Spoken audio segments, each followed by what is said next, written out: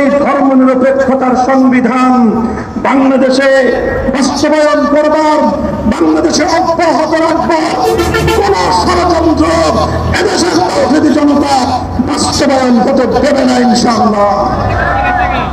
অনেকেই বলে 2026 সালের ফেব্রুয়ারির নির্বাচনের পক্ষে না বিপক্ষে, নির্বাচনে কোন দল কার সাথে জোট করবে না করবে। আমার স্পষ্ট বক্তব্য, নির্বাচন, জোট এগুলো সব পরের প্রশ্ন। প্রথম সমাধান হতে হবে জুলাই সনদের ভিত্তিতে আমাদের বাংলাদেশ চলতে হবে।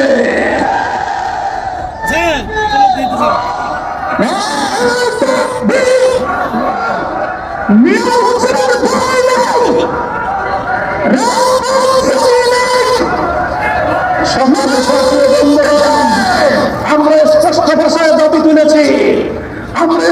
ভাষায় দাবি তুলেছি, জুলাই সনদের আইনি ভিত্তি 2026 সালের এই ত্রয়োদশ জাতীয় সংসদ নির্বাচনের আগেই বর্তমান অন্তর্বর্তীকালীন সরকারকে আইনি ভিত্তি প্রদান করতে হবে।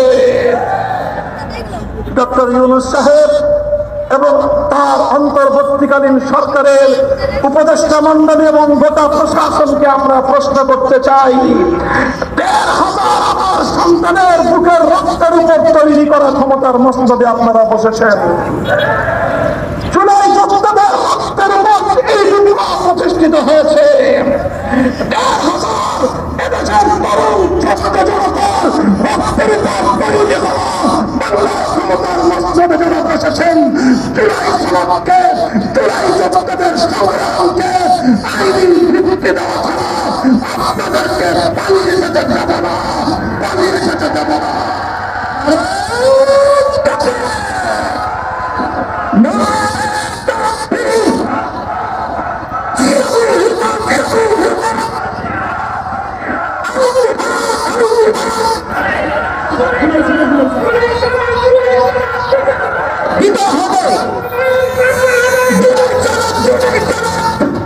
আমি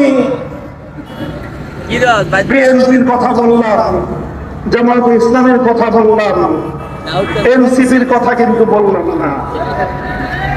আমাদের সন্তান, তোমরা জুলাই বিপ্লবে যারা নেতৃত্ব দিয়েছিলে, তোমরা রাজনৈতিক সংগঠন তৈরি করেছে, তোমাদেরকে স্পষ্ট বার্তা আমাদের, জুলাই সনদ দিয়ে তোমাদেরকে অবস্থান পরিষ্কার করতে হবে।